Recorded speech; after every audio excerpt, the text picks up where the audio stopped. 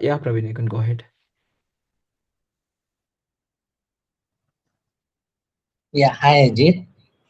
Yeah, Uh, hi Praveen.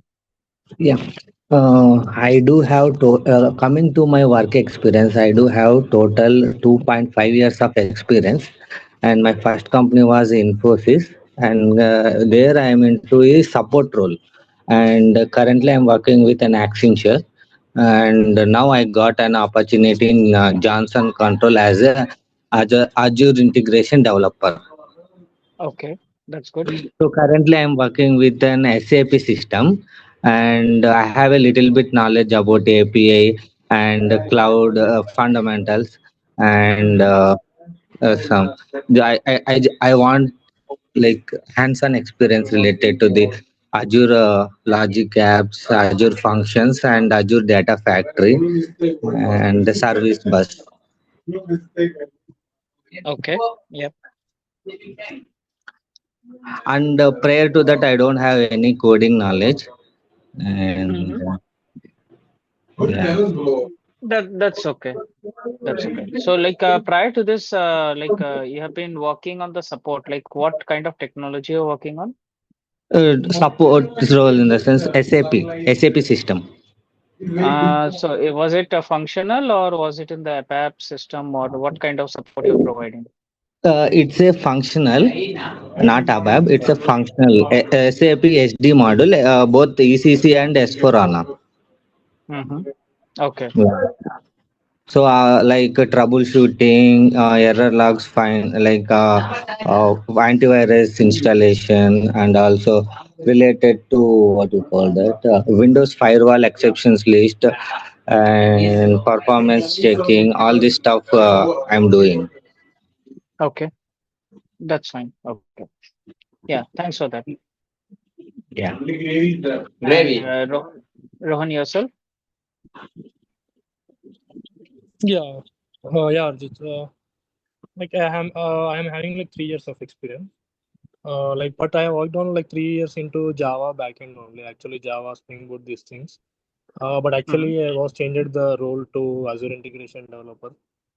Okay. So totally, I am new to this. Mm-hmm. So I want to learn like from the basic into in the real time to Mm-hmm. match up with the real time. Yeah, currently I'm looking for this like total Azure integration course actually. Okay. Yeah. Do you have any particular things like what is your job profile or what kind of things you want to learn? Yeah, it's like purely development only. Actually, they are building the logic apps in the VS. Actually, they want to generate the logic apps with the agentic AI, not in the Azure portal. So the company itself, the compulsory need to like develop the logic app in the Visual Studio. So using AI. Visual Studio. Yes, this is the main thing actually. So I joined as like a contractor role. So for this, like the Mm-hmm. pure development is there actually. Okay. Yeah. Okay. That's fine. So let me introduce myself. Myself Arijit, and I've been working in the IT for the last 16.5 years, spanning across multiple middleware technologies like IBM, then Azure, and then SAP Integration Suite, etc. So, primarily focusing on architectural designs of integration solutioning and providing support to multiple customers across UK and Europe. So that's me. And before we start this session, okay, this is mainly the focus will be on Azure integrations. Okay. So first point is regarding the language, because Azure is a Microsoft product, and hence the recommended language to be used is .NET. Okay, but that varies from customer to customer. Many places I have seen they have used Java, some places Python, Node, etc.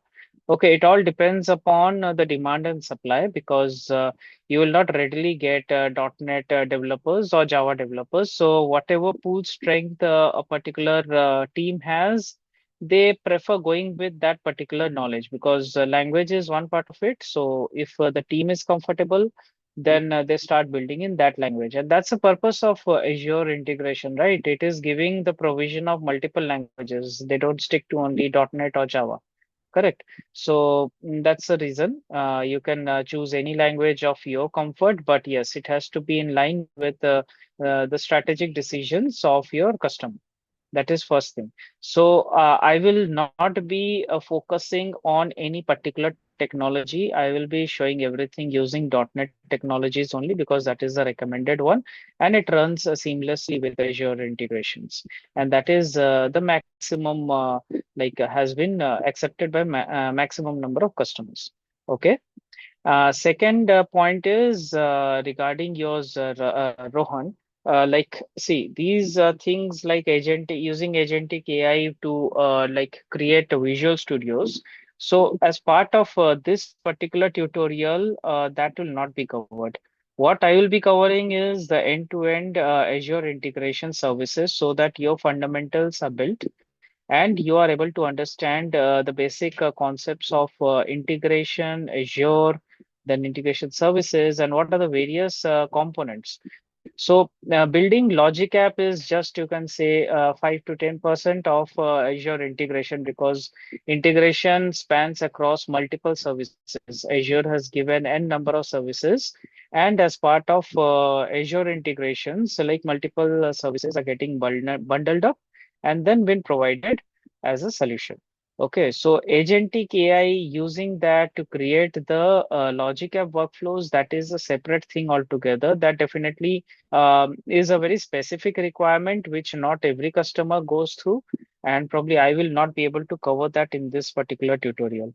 I can give an end-to-end view of Logic App, Function App, Service Bus, storage, so that in wherever you are going and wherever whatever development you are doing, you are comfortable with the concepts, you know how the services work or interact with each other, and given the code, like I believe, I have heard like few of the places this agentic AI, like they will build the workflows for you. Okay, try to understand this. They will build the workflows for you. You are not going to build them.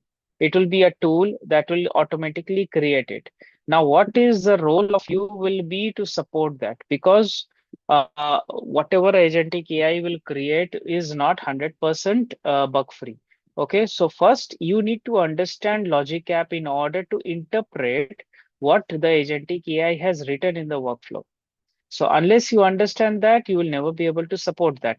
So main life cycle is like the code part will be written by agentic AI, but you will be supporting the applications for the remaining life cycle of it, like going into the test phase, QA support, there will be enhancements, there'll be more bug fixes. So you have to understand the code and make changes accordingly. Agentic AI will not help you in that particular case. So I hope I was able to explain and the relevance of this particular session. Yeah, got it. Okay, Praveen, you're okay with that? Yeah, yes, yes, Okay. I did. Ganesh, any idea like the third participant is going to join, or shall I continue with the slides?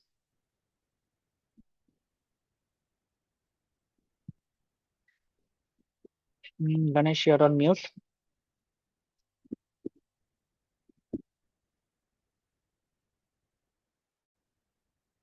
Okay, so, no worries. I'll proceed with the slides. So, just prior to going into the slides, I would recommend that you, I'm not sure whether you have done any certifications on Azure or not. So, I would recommend AZ 900, that is the fundamentals that will cover most of the Azure services, but that is on a basic level. And given that you are going into the development role, so you should go with AZ 204 or 205, that is the developing solutions. These are the two certifications which I recommend that you complete so that you get more insight on the services. Okay. So aged 204 and I think the number has changed, maybe 204 or 205. You will see Azure Developer Solutions. okay, Azure Developer Solution. Correct, yes. That is one. And the fundamentals is AZ 900. Okay. Again, like if you're having time constraint, you can go directly to 204 because most of the things will be covered in 204. If you go for a detailed like training or like you go through the study materials, everything, it will cover more or less everything that you need to understand. Okay, got it. Okay. Okay. So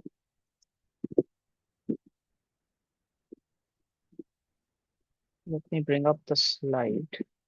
In the meantime, if the third participant joins, just let me know. Okay.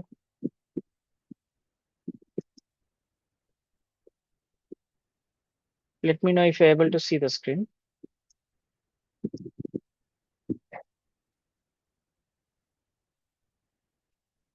Are you able to see? Yes. Okay. So what we are going to cover today is we covered the introductions of ourselves.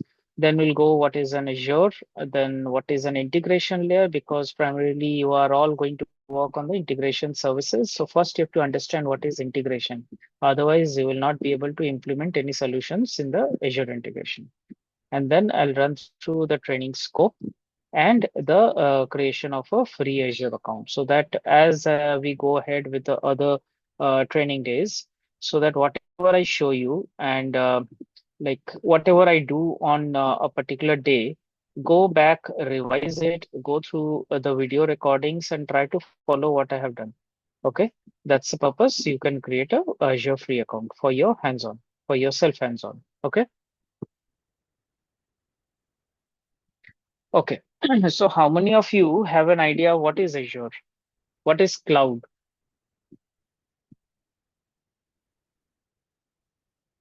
Any idea?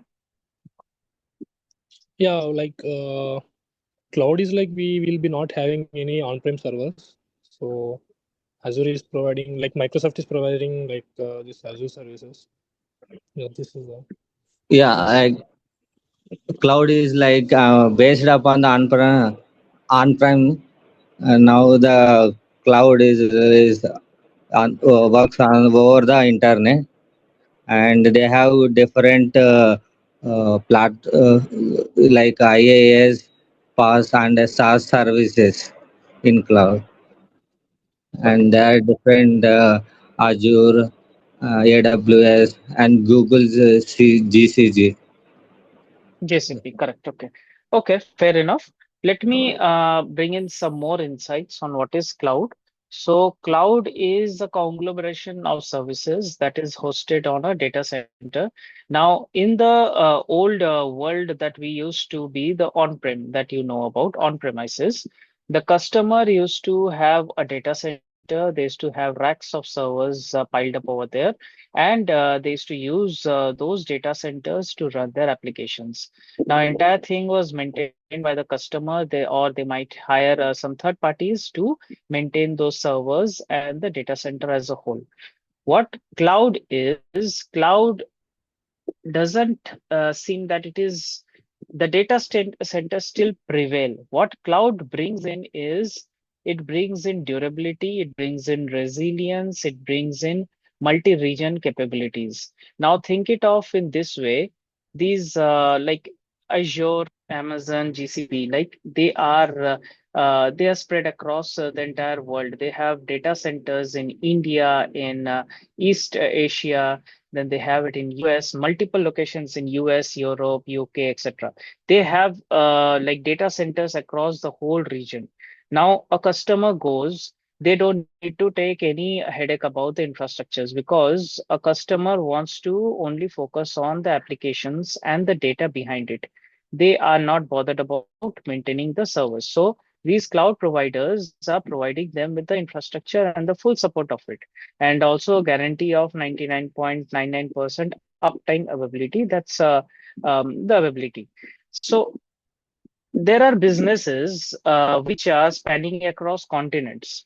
So maybe a particular customer, a big retailer, they have a business in US as well as UK. So in that place, the cloud providers, they give they have these data centers in US as well as in UK. So the cloud provider Azure is providing them with all these infrastructures. They don't need to maintain, or they just need to provide the services that they are consuming. So that's the thing, the servers. So just the conceptually, if you think, the physical servers are still there, but they are owned and maintained by Azure or any other cloud provider, whether it is Amazon or GCP or Alibaba or anything like that. Okay, I hope I was able to explain. Yeah. Yeah. Yeah, So yes. what it brings along with this, as I mentioned, that it is spread across multiple regions. So they give this like it's a global outreach, because your business can span across continents, so it has got servers or regions across multiple places. And that's the reason they can keep even redundancy. These words are very like, you have to understand these words. Redundancy means keeping a copy of your data. Now, assume a scenario. You have a UK customer and your data is in UK South. Okay, you have a data center. Now, if for some reasons there is a flood or some natural calamity and the data center like goes off. Okay, so what happens? The business is completely down. That is where they bring in multi-region. They keep their data in UK South, UK West. They maintain it in two regions, and that's what they called as redundancy, because they have backup of the data in multiple regions, so that if one region is affected, the other is ready and can act as a backup and the business can continue. That's one of the main advantages of having cloud computing. Then it has a hybrid native, because it can seamlessly connect with the on-prem. Many customers, they're still running on the on-prem. There are some legacy applications that they run on the on-prem servers. So Azure provides connectivity, seamless connectivity with the on-prem applications as well. And one of the biggest advantages is scalability.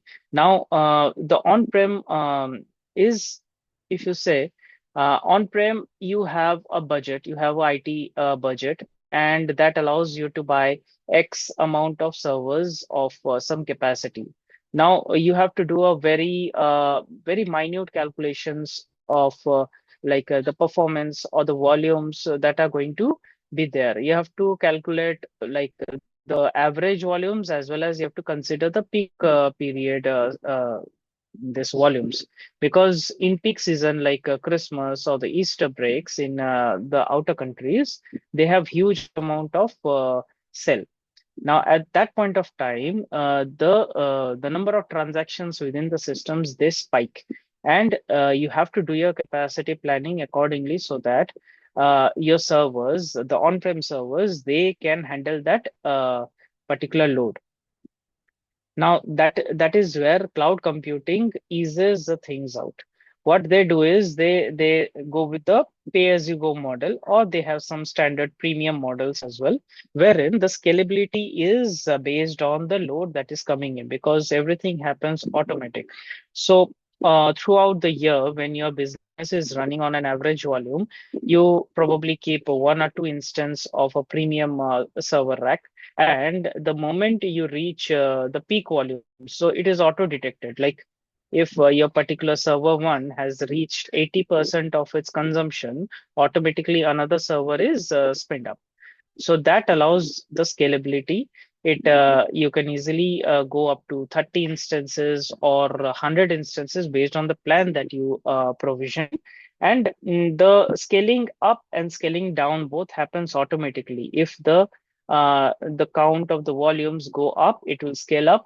When it sees that the volumes or the spikes are going down, it will automatically reduce those server count automatically, and that gives a very big cost benefit, because you don't have to always keep those 100 servers in your bag, so that you can handle the peak period.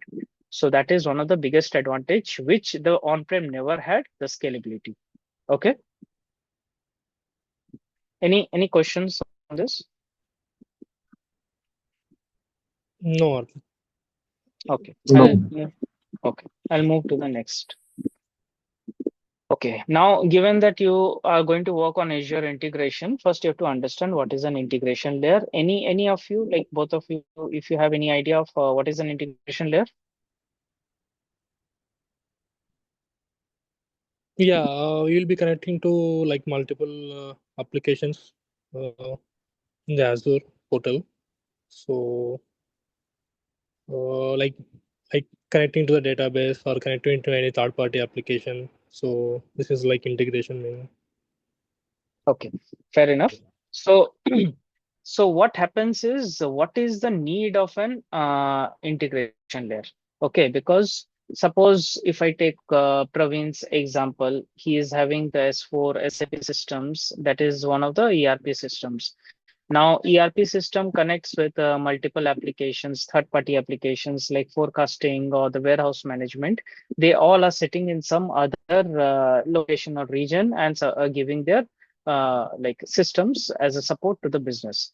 Now, there are two options. One is point-to-point, or the second option is integrated endpoints. So if you go with the point-to-point, if you imagine it in this way, S4 is having a order message which needs to be sent to both Blue Yonder as a for forecasting purpose and Manhattan for the supply chain purpose. So SAP has to create two separate interfaces and send it to each of them. Now, what are the pitfalls over here if you see?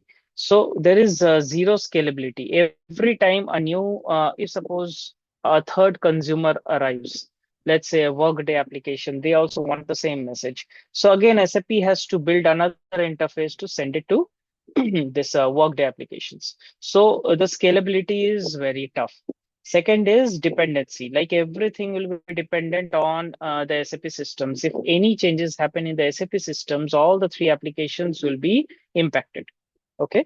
And also it is very difficult to track because a source system sending to multiple systems, everything will be overburdened on the SAP system.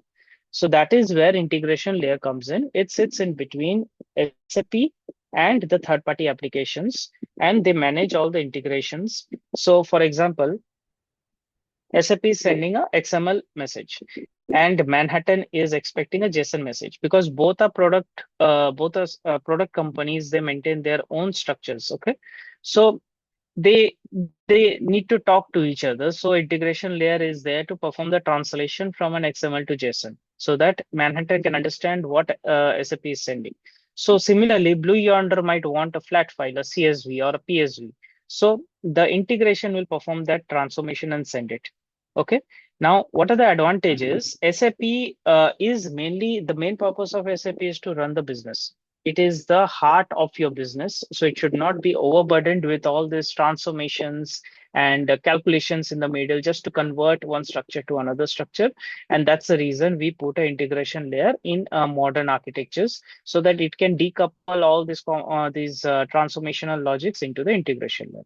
Now, another thing is the decoupling part. So the moment we put an integration layer in the middle, now we have SAP systems. It remains untouched. If suppose there is any changes in SAP, only the integration layer needs to make the changes, and it will handle every of the other consumers or the third-party applications. So the changes are only limited into the integration layer rather than making changes on all the multiple applications. So that is the purpose of having an integration layer in between. Okay. Another advantage is, for example, SAP is sending this order message. Now within integration, you have three separate flows.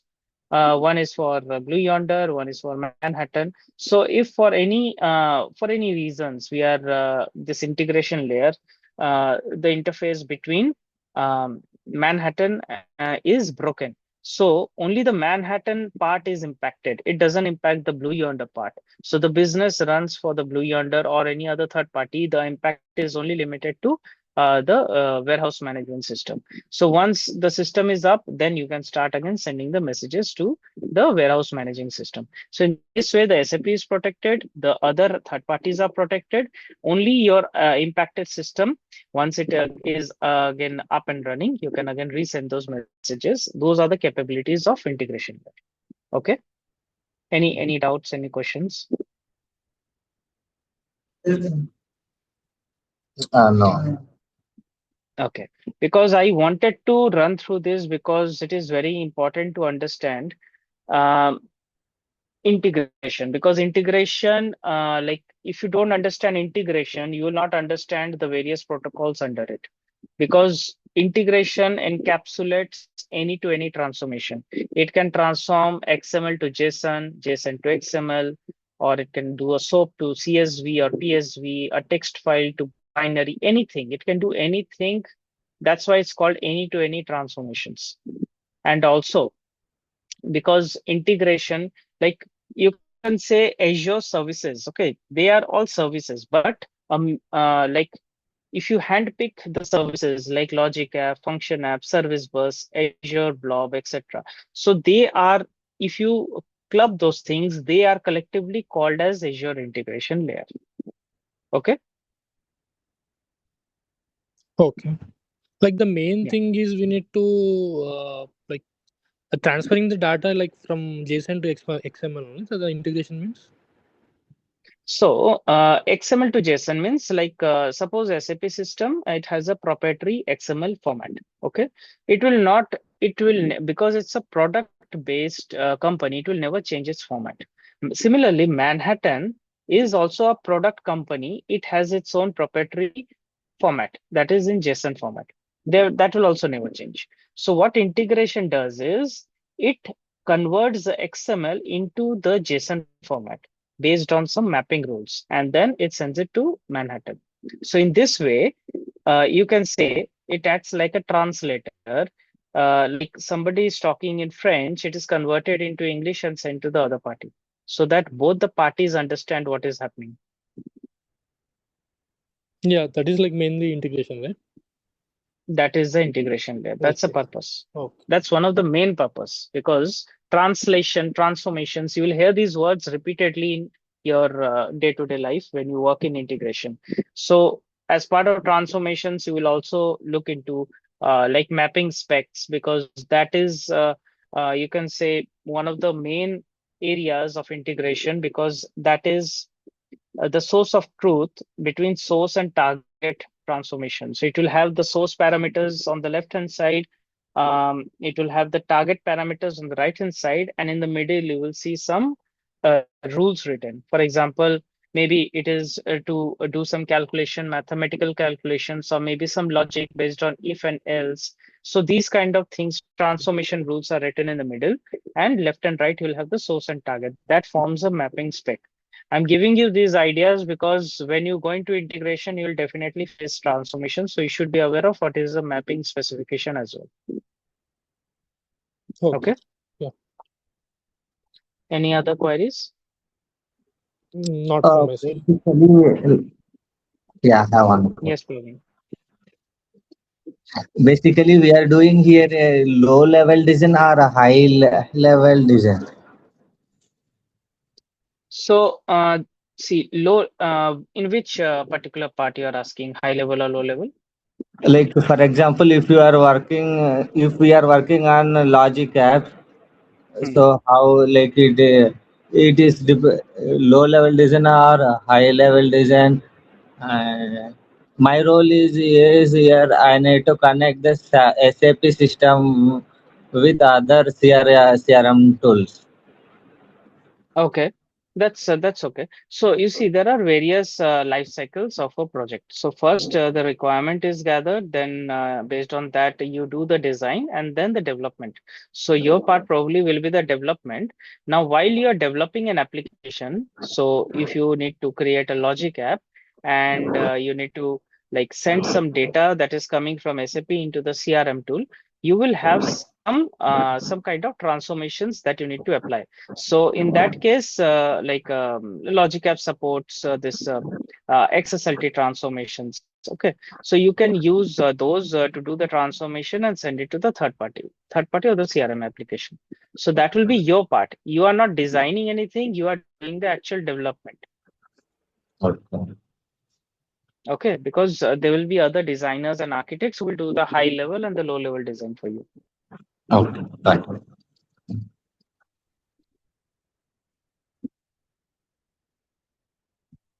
Any other questions? So basically, do we need any prayer, programming knowledge or coding skills? for this? Uh, Again, as I said, like, see, you can start from scratch. When I did all these technologies, I can tell you for IBM, it was XSLT, for Azure, it was .NET, for SAP integration, they're using Groovy. Okay, these are all new languages, but picking up those languages aren't a very difficult part of the entire ecosystem. The main thing that you need to understand is how the services behave. How is the security applied? How the workflows are deployed. These are the main things that you need to understand. Got it. Because language is something that it varies from customer to customer. I cannot comment like which customer will pick up which language. It can be irrespective, and as I mentioned, it is based on the comfort zone of the team. So if suppose in a team you have seven people who know Java and three people who don't know .NET, definitely the team will go with the Java tech stack. Okay, so that again it varies. Means you have to see the comfort zone of the maximum people, and based on that, the stack is chosen. Okay. So language, first you check within your like wherever you are going to join the new company. Maybe you can have early onboarding. You ask them that if there are any additional languages that I need to learn. So just know that language name and do your self study. That won't take much time. Picking up a Ac- language is not a very big thing. Actually, in the JD, they have mentioned C Sharp, .NET, and R JavaScript. But when I Mhm. checked with the interviewer, Mhm. and there is no any specific prior knowledge or C Sharp, but one who have experience, hands-on experience, AS, Azure Integration Mhm. Services. So they didn't have any particular requirement on any programming language, rather it was Azure integration. Yes. So that's what I'm saying, because they are mainly focusing on your knowledge of Azure integration, not the language behind it, because Azure supports multiple languages. Now, based on the requirement, you need to pick up that language and write it accordingly. Okay. Okay. So that's the reason, because it is language, language is not a barrier over here. That's the reason Azure has given multiple choices. So you need to align with your team, the language which the team is going with, or the customer might recommend some language that you have to go with that. So based on that, you have to pick up that language. Okay. Yes. Okay. Rohan, any other question?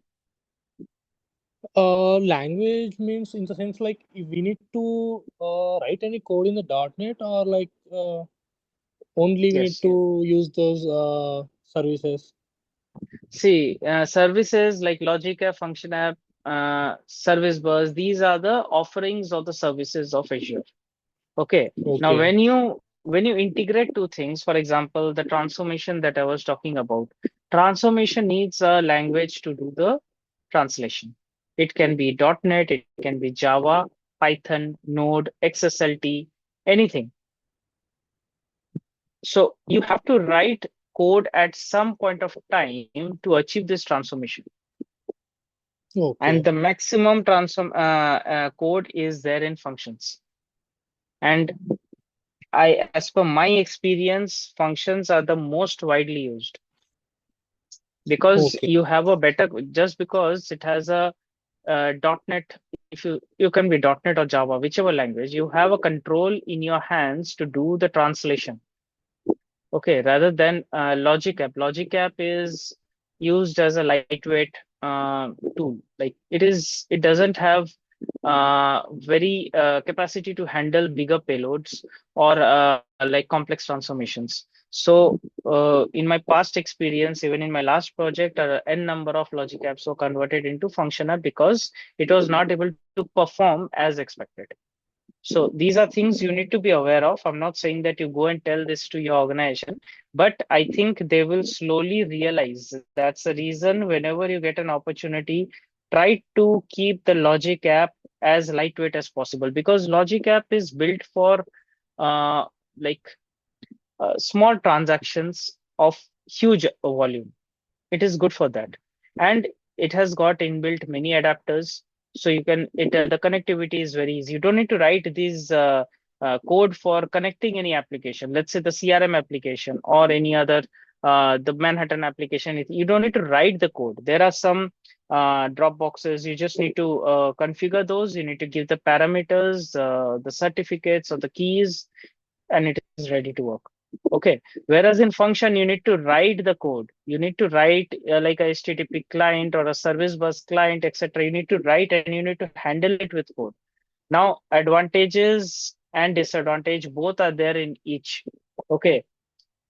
Function app, the learning curve is high, but the control on the language and on the service is even higher, and it can handle complex transformations. Whereas Logic App, it is lightweight, and that's the reason you use adapters. It is easy to configure, but it doesn't have the capability to handle high, high complex transformations.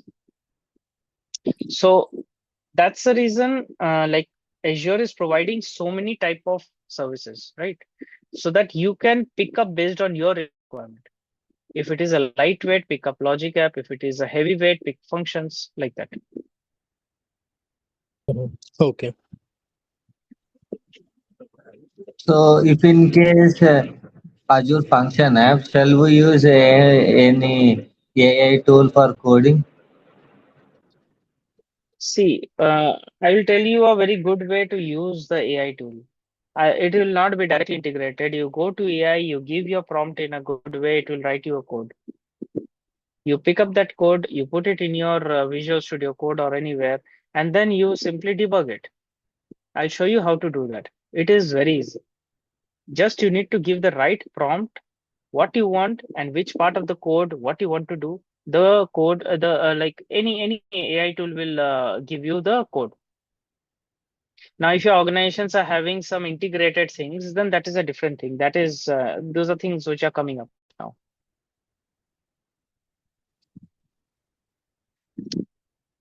So now So this, organizing using GitHub Copilot, hmm, and in the JD they have mentioned GitHub Copilot. yes, again, GitHub Copilot, that is something advanced, like advanced ways of developing the code. That is, it is using the Azure integrations, but like again, as I mentioned, for this particular session or the training, I'll not be covering those part. Those are very specific implementations. That is not Azure integration. It is a tool that is used to develop a code. Okay. Because there are separate, I would say separate training altogether, because it's a itself a different technology, GitHub, Copilot or Claude or anything. It's a different technology altogether. It is not Azure integration. It is a way of developing code for maybe Amazon or Azure or any other services. Okay, so that's why I'm saying you that I'll not be covering those parts in this session, because those are very wider things, and those are very specific use cases for GitHub, Copilot to develop code and integrate the systems, right? Yes, Yes, Karthik. but can we like after this course, like we can able to handle those, right? In the GitHub Copilot, those things in the VS and all those things. Okay. After this course, you will know what is Azure integration. You will know what is a Logic app, Function app, and all the other necessary Azure services used in Azure integration. Now, coming to GitHub Copilot, you need to have your own GitHub. You can do it at your home as well. You can open a GitHub account. You can connect your Azure free portal, and you can connect it with Azure. And then you need to see how it behaves, how the Copilot is generating the code for you. That is, again, uh, it's a separate topic altogether. It is not coming under Azure integration. Those are Okay. add-ons. Yeah, but this thing is all like for everyone is new only, right? In all the organizations, right? The AI using these things and all this agentic AI for everyone is new only, right? Sorry, everyone means not No, this is everyone. Yeah, so tell me. like currently the team is like totally like doing in this like by using agentic AI. So that means they know the knowledge of logic apps, but they should also now try it like how it will work in the agentic AI. So they are also doing like the testing like those type of things. So Definitely, they yeah. are doing, and that's what I'm saying. Means Azure integration is one part. That is the Azure part of it, and the services. Agentic AI is a different topic altogether. It's a different technology, and how they both are integrated. That is what is taught in those particular like technology sessions. Okay. Okay, what I am Hmm. going to teach during all this, this is about Azure integration. As I said, if you don't understand Azure integration, you will not be able to integrate with any other agentic tool. Yeah, It yeah, can be that was cloud, it can be GitHub. yeah.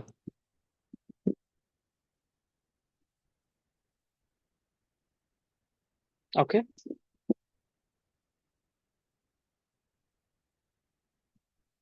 Yeah, fine. any questions? Okay, then I'll move on to the next slide.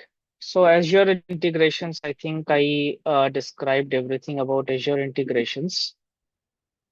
Let me go to these. So this is, I hope you understand what is IaaS, PaaS, and SaaS. Yes, yes, Ajay. Yeah. So this Azure integration, it is categorized as iPaaS. It is sometimes called as iPaaS. That is called Integration Services as a Service. Okay. So and there are various core services which I'll be covering during these sessions, like function apps, logic apps, service bus, storage account, event hub, grid, keywords, APIM, etc. And also I'll be talking about the security part of it, OAuth, managed identities, etc. And the telemetry part, like how you check the logs in the Azure App Insights, log analytics, and Azure Monitor for the alerts and everything. This is all that will be covered during these sessions. And I will be covering, this will not be a theoretical based training, rather I'll be showing you full hands-on. And that's the reason I've listed multiple type of scenarios over here using a combination of each of the core services and X to Y. So let's assume HTTP to HTTP or any other protocol, those kind of things I'll be covering so that you get an understanding of how there are various design patterns within integrations. I will try to cover most of the integration scenarios, and based on that, I'll like even for API, I'll connect it with API and show how the connections come in from a third party, how the securities are applied. And at the end of it, I'll be also showing you a project which will connect everything into a single picture. So it will be more of hands-on, less of theoretical, because theoretical knowledge you can get it anywhere. I believe you are here to know more on how Azure works, how the services are written.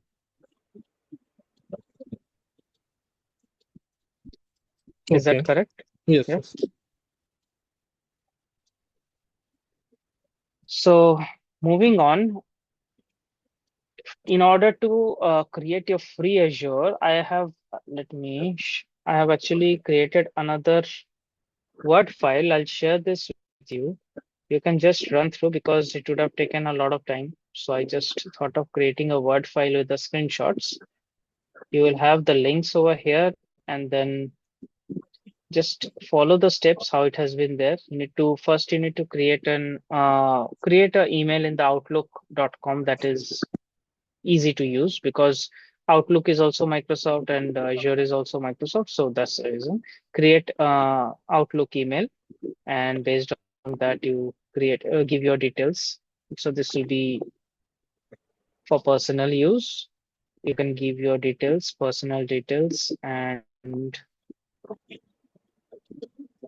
okay, then you need to give a credit card details. Okay, you need to give the credit card. It will only charge you 2 rupees. Okay, If you see this, it will only deduct 2 rupees. And what you get in return is you will get $200 of credits for 1 month. So I think 1 month is sufficient for you to do the hands-on. You can create anything over there. Just ensure that at the end of 1 month, you like you cancel the auto pay that you did as part of this creation. Okay.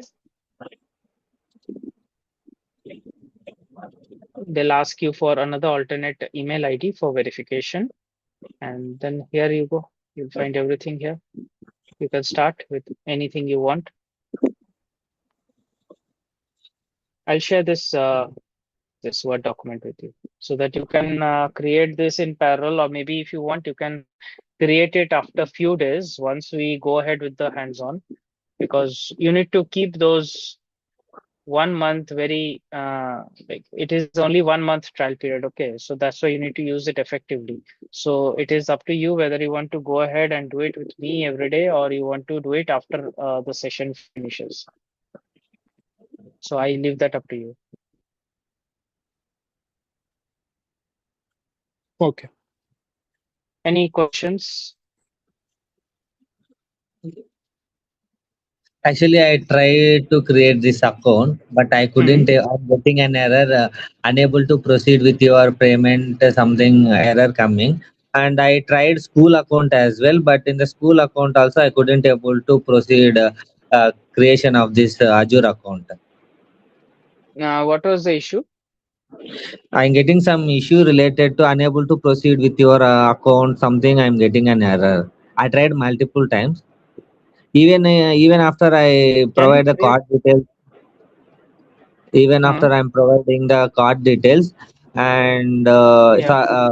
there is error like unable to proceed with your bank, something payment related, something error coming. No problem, Mm, Praveen. Like when we start the classes, you can share your screen. You can show no to yeah. Ajit. Like he'll help you to create an account. But Yeah, no. as per my knowledge, I don't know whether I'm correct or not. But as per my knowledge, the school account, what you're saying, that is not sufficient to practice. We need to create the demo arc. So when we start the actual classes, yeah, we can, Ajit, we're going to help you. Yes, and also if you can create an account, like an email account with outlook.com, and then we can check out on that. Yes, yeah, that also you Okay. need to create, yes. And also one more thing, like sorry to interrupt you. So as Ajit said, like try to create the account effective when you want to practice. Don't create account in the first day itself, because you will be getting the subscription for only 30 days. So try to create Yes. an account when the work or actual practical things will start. Yeah, okay, Ganesh.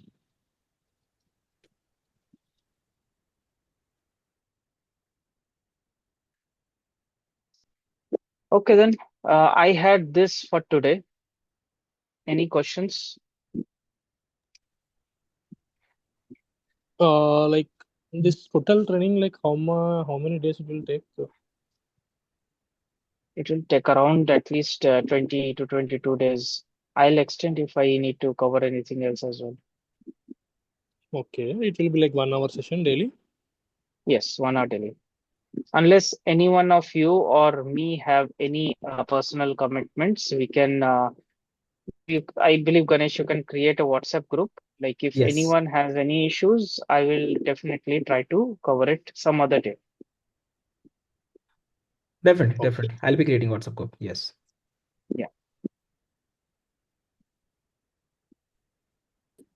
If in case we miss, if in case we miss any trainings, is there any recording session? So it's not As like I missing. mentioned, Uh, yes, Ganesh, please go ahead. Yeah, so it's not like missing the classes, Praveen. See, again, since we have 2 to 3 people in this batch, so based on the majority people like availability, we can plan the classes. If majority of people are not available, then we can cancel that particular day. Or if in Okay. case if we miss the session, also we have a recording for the particular session. Each and every Okay. session will be recorded, and I'll share it with you personally. Okay.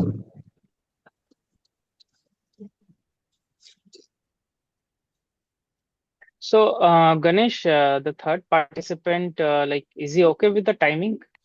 I'll check. I'll check and confirm. Yes, because I understand like everyone is a working professional here, so they might be having some shifts or something. So we can align on a time which is comfortable for everyone. Okay, sure, no problem. Yeah, I'll check with him like tomorrow. Uh, Yep. Mine is US shift. Currently, I'm doing US shift. I need to check the timings. Yes, what is your comfortable time? Because I'm working in UK shift. I generally return by 7:38. 7:30 to 8. Okay. Mm-hmm. Uh, That's why I call my for shift, a 9 p.m. yeah, my shift start from 5:30 to night 3 o'clock. I need to check. I need to take. I like it's a 1 hour session, right? Every day. Yes, only 1 hour. Oh, okay. Like probably I'm 8:30 to 9:30 something is better because that time I'm going for dinner break, lunch dinner break. Mm-hmm. So I can in between 8 to 9 or 9:30 is fine. 8:32. I'll have to check on this one because for me, like honestly